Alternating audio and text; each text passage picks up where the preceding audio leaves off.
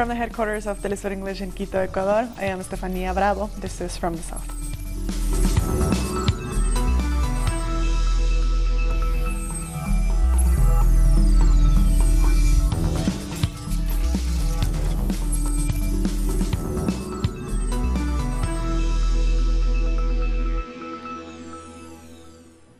With the electricity restored in almost all of Venezuela, community organizations are working to restore basic services and to make sure food is available for everyone.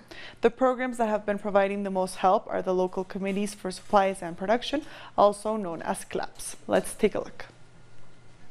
In this neighborhood, high in the hills of Caracas, people are waiting for the arrival of a truck full of food for the community. They're expectant but calm, thanks to their long tradition of community organizing. Such organization has been put to the test in recent days with the massive power outage caused by an attack on Venezuela's power grid. The latest sabotage was really bad. We have senior citizens here, but thankfully the Bolivarian government gave us a straight answer. There have been ups and downs, but the issue is being resolved and we continue moving forward. Families are organizing as part of the local committees for supplies and production, also known as CLAPs. They were created 3 years ago during a state of emergency to face the economic war waged against Venezuela. The CLAPs provide us with basic goods: flour, rice, sugar, grains, oil, pasta, canned tuna. This allows us to go on and keep food on our table. In this warehouse, 35,000 clap boxes arrive daily. From here, they go to 19 of the 24 parishes in Caracas every 2 weeks. 300,000 families receive their clap box, regardless of whether they support the government or the opposition. The CLAP came together thanks to social organizing, and they were formed to fight the economic war.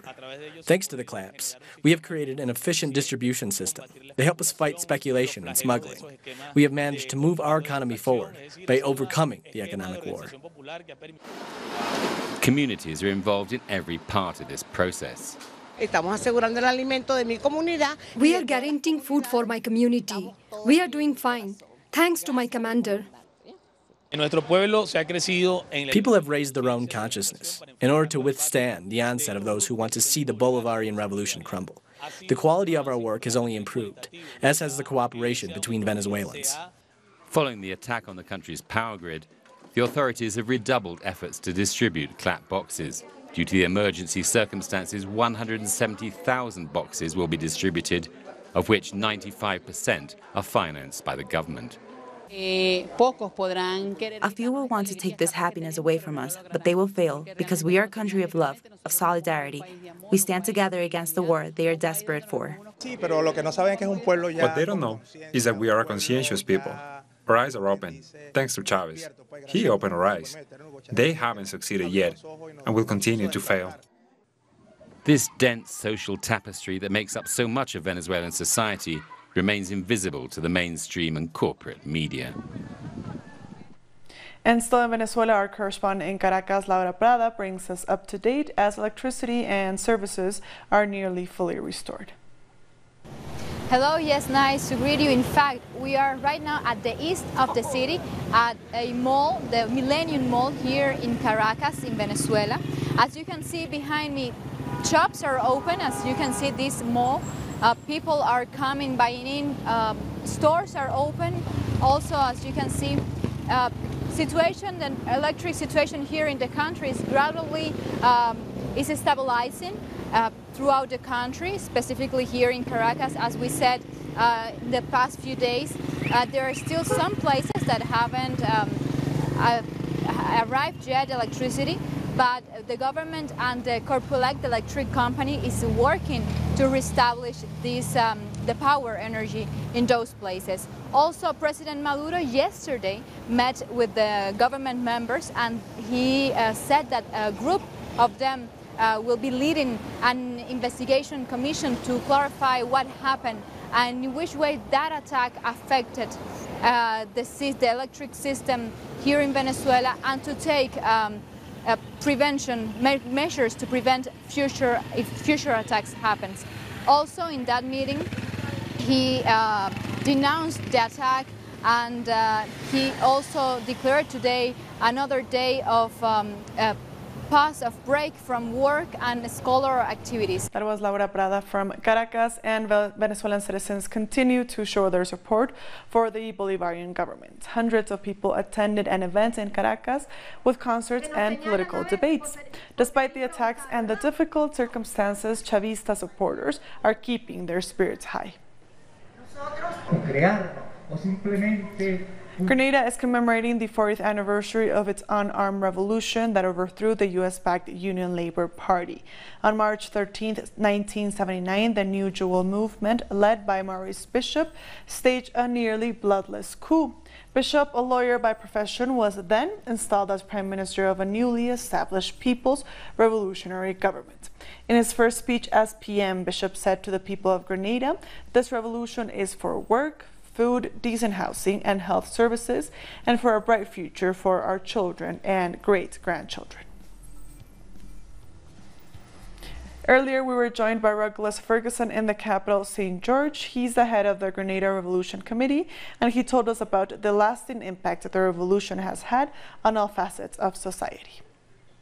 The revolution, described as a big revolution in a small country, imploded in October 1983. It came to power, the PRG came to power on March 13, 1979, 40 years ago. And in the 4.5 years of revolution, that very short space of time, the revolution has been able to impact significantly in all spheres of society. Infrastructure development. In fact, the single largest economic project was undertaken, even single largest up to today. That's the construction of the international airport. We have had the Center for Popular Education. That is the literacy program that is designed to ensure that each and every single Grenadian, irrespective of age, was able to read and write. You had housing programs, you had the establishment of institutions like the Market National and Importing Board for farmers, marketing of farmers' produce. You had the development of agro-industries. For the first time, Grenada started to export nectars, mango nectar, tamarind nectar, guava nectar, and a range of agro-industrial products. And the revolution, there was an explosion in education. In the first year of the revolution, there were 109 scholarships awarded as opposed to 3 the previous year. You also had the establishment of the National Insurance Scheme, which survives up to today. So the revolution has impacted on almost all facets of Grenadian society. Let's head over to Nigeria, where at least 10 people have died and 40 people have been rescued after a building housing a school collapsed in Lagos Island. Frantic rescue efforts are still underway. Dozens of children are among those feared trapped. About 100 students were in the 3-story building when it came down. The governor of Lagos, who visited the scene, says the school was operating illegally. He blamed the landlord for resisting the government's demolition plan. But for now, we can only talk about the number of people that we have rescued, which is in the excess of 40, and then we are still rescuing more. For more on this subject, we spoke to journalist Deji Badmus in Lagos to find out more about the situation. Well, people have been helping. To be candid, I must tell you that the rescue situation is a bit chaotic. Chaotic in the sense that a crowd control at the scene is quite very poor. Too many people living around. That place is actually densely populated. So most of the rescue is done by the first responders, people around the area who are actually helping the official rescue agencies. But the whole process is not well coordinated at all. In any case, people have been brought out. But to be candid, it's a bit chaotic and not organized. The area is densely populated. Quite difficult to move in heavy-duty rescue equipment there. It took a lot of time, for instance, to move in one of the heavy-duty rescue equipment to the site, and it's really a problem. It's a problem, and it's actually nothing new because that area of the city is prone to incidents like this. As a matter of fact, I would say 90% of the building collapse we've had in this city is actually around that area, and people are wondering why the authorities has actually not done much about the situation there. The fact is, from what we're gathering, that building was actually bad. It was marked for demolition. We understand the authorities had actually, that's the building control agency in the city, had marked the building for demolition. Now, why they did not demolish the building is what no one knows, and why people were still making use of the building after it had been marked for demolition is very difficult to tell. But it's actually common. It's common to have a situation like that where you would have buildings marked for demolition, but the demolition would not be carried out, and then you still have people use the building. So we'll be back very soon. Stay with us.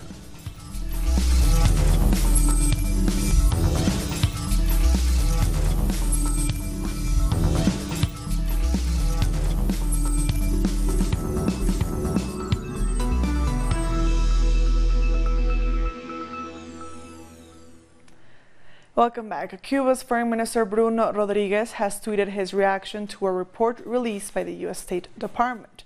He said that the United States has no moral authority to speak about human rights. He described the U.S. as a global repressor which discriminates against minorities, impoverishes the poor, and violates the rights of immigrants, among other violations. This was in regard to the State Department's publishing of its 43rd annual report on human rights practices for nearly 200 countries and territories.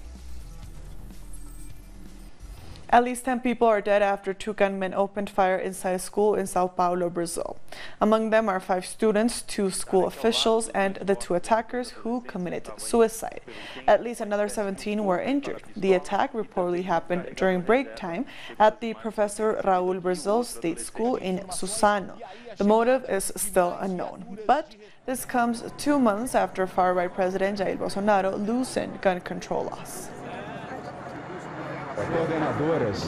There are 2 coordinators of that school and 2 attackers who committed suicide. First of all, to the victims, to the parents of those young people, to the relatives of those 2 female employees of the school, and also to the parents and relatives of the murderers, our solidarity. This was the saddest thing I have tended to in my whole life. I'm very sad that an event such as this one happened in our country and here in Sao Paulo. We stayed locked in a room. Many students were not feeling well, including me. We were all helping each other, and then they opened the door. We thought it was bandits that were coming to get us, but in fact, it was the police who told us to leave running, and we ran. Our correspondent in Brazil, Brian Meir, has more. On March 13th, 2 former students of a public school in Suzano, which is an industrial suburb located about 50 kilometers from Sao Paulo, returned to their former place of learning with guns. They opened fire, they killed 5 students, injured 6 other students, killed 2 school officials and a businessman who was on the premises at the time of the tragedy. Then they killed themselves. And this has left their neighbors and their family members stupefied because, according to them, they'd given no signs that they would ever do something like this. They were regular kids, they liked to play video games, they didn't use drugs.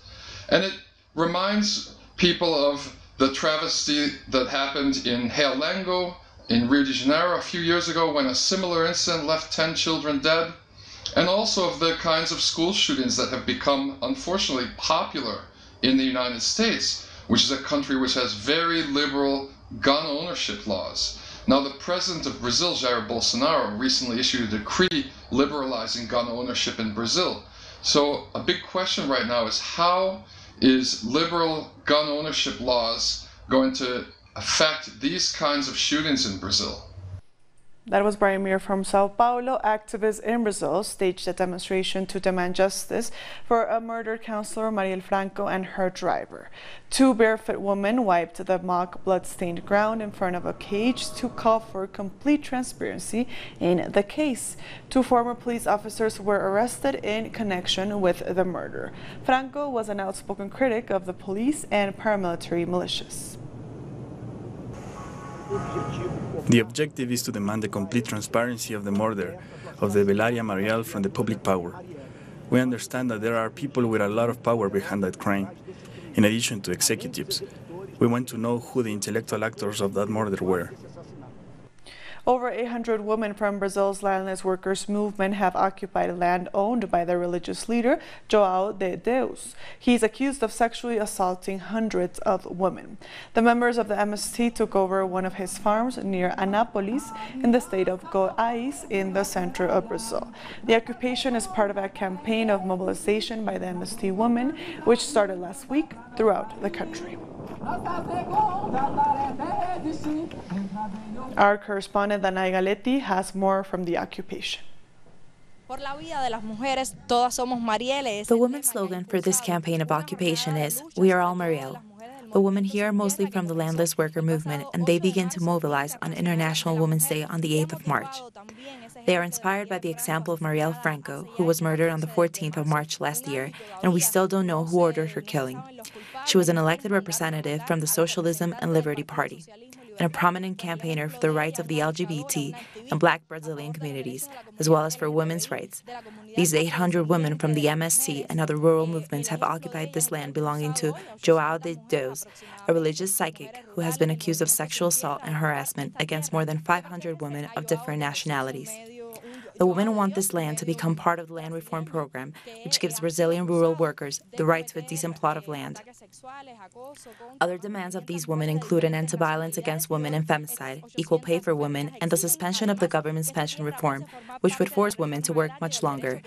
These rural women see themselves as workers, and they say they will stay here until the land is handed over to the MST, which has been fighting for decades for a land, a struggle that cost many deaths over the years.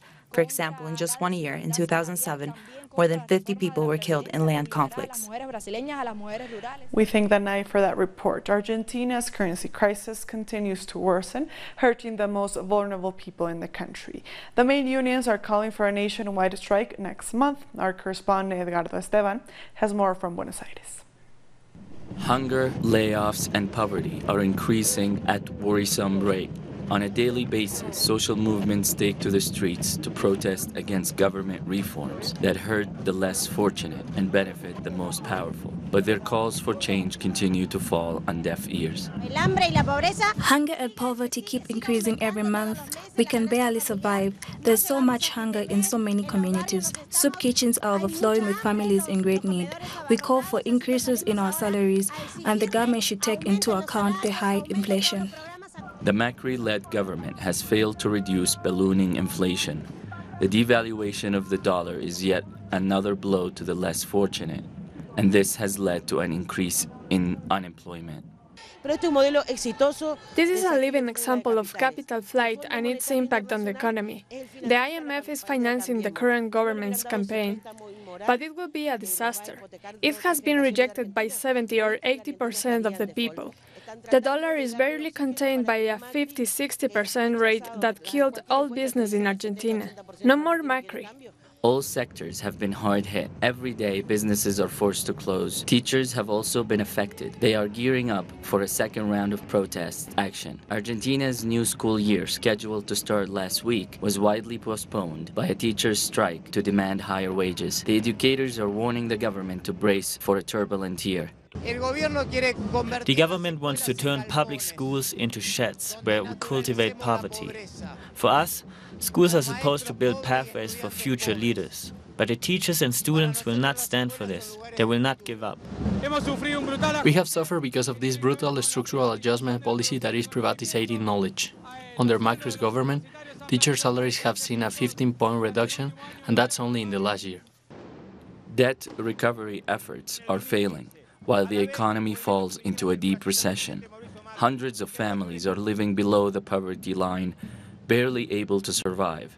Unions are hoping that thousands will respond to the call for a nationwide strike next month.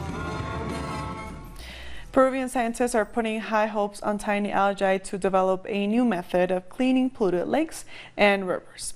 Biologists at the National University of San Marcos in Lima are creating super microalgae boosted with nitrogen, phosphorus, and potassium to remove mineral contaminants from fresh water. Mining is the heart of the Peruvian economy, but also the main source of pollution. We'll be back very soon. Stay with us.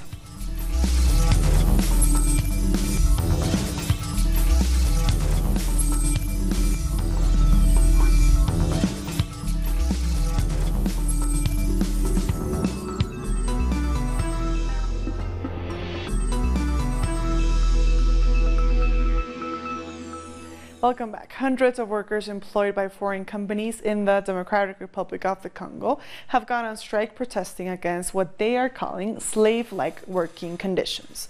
The workers have accused the foreign companies of paying them salaries below the country's minimum wage and denying them benefits that are enshrined in the labor law. The workers have appealed to President Felix Tshisekedi to come to their aid. We ask Indians to respect workers' rights. We are suffering here in Congo. Lebanese, Chinese, the wages are mediocre. The working conditions, we work in difficult conditions. The number of people that have been killed in floods in Malawi has risen to 56, while thousands of households have been forced to evacuate their homes. The floods have left entire villages underwater in the south of the country, damaging infrastructure such as roads, power, and water supplies. Meanwhile, the country's meteorological department has warned of more rains and flooding between Thursday and Sunday. The World Health Organization has reported that 79,000 cases of measles were reported in Madagascar between September and February 1926, of which were deadly. The severity of the infectious virus is reported to have been worsened by malnutrition and low rates of immunization. Vaccinations are being distributed around the country as health authorities battle to contain an outbreak. The World Health Organization. We find it unacceptable that children are dying of measles. It's not normal. We have a vaccine. 926. President Trump's former campaign chief Paul Manafort has been sentenced to 43 more months in prison on charges relating to the Russia investigation. This is the second time he's been sentenced following a conviction for fraud in a separate case stemming from the same Russia probe. This means that Manafort will now spend 7.5 years behind bars. British MPs have chosen to reject a no-deal Brexit in any scenario. The so-called Spellman Amendment was passed by 312 votes to 308. It essentially means the UK rejects leaving the European Union without a deal in any circumstance. They are still to vote on the government's substantive motion, which originally only rejected leaving without a deal on March 29th. On Thursday, the House of Commons is set to vote on a possible delay to Brexit. 374. The ayes to the right, 312. The noes to the left, 308. So the ayes have it. The ayes have it. Unlock. The wife and children of an Indonesian terror suspect have died in a suicide bombing at their home. Following a standoff with authorities, the wife self-detonated. It happened after police arrested the husband, who was a member of the Islamic State-linked terror network. The group is blamed for a number of suicide bombings last year. Now let's take a look at some other stories from around the world. 2 tornadoes touched down in the U.S. state of New Mexico on Tuesday night, injuring several people. No fatalities have been reported, but authorities are still assessing the damage. Beehive-style housing is catching on in Barcelona, Spain, despite not having a permit from the city authorities. The initiative by a Spanish startup company is made up of around 20 tiny living pods. But officials say that such tiny accommodation is unfit for humans. What is disgraceful? What is suitable? I prefer this to begin on the streets or in a homeless shelter, which is way worse from what I hear. You have to sleep with all your belongings under your mattress. This year, we are going to open a total of 17 capsule homes, and as they close them, we will open more. It's as simple as that. So when they find one, we rehouse everyone in another capsule home. South Korea has ramped up its fight against pollution. Lawmakers have passed a bill calling the problem a social disaster, which could unlock emergency funds. Another bill mandates that every school classroom has an air purifier. It also removes a limit on sales of liquefied gas vehicles. Chile is preparing to submit an application to UNESCO for what could be its first natural heritage site, the Madre de Dios archipelago. Its strong winds and almost constant rain have created a unique landscape on the archipelago, which is made up of 54 islands. The area is currently inhabited, but it has remains from the Cahuéscar culture, which inhabited the island 6,000 years ago. And with that story, we've come to the end of this news brief. These and other stories, as always, find them on our website at telesurenglish.net. And also join us on social media. We are on Facebook, on Twitter, and on Instagram. For Telesur English, I am Estefania Bravo. Thank you for watching.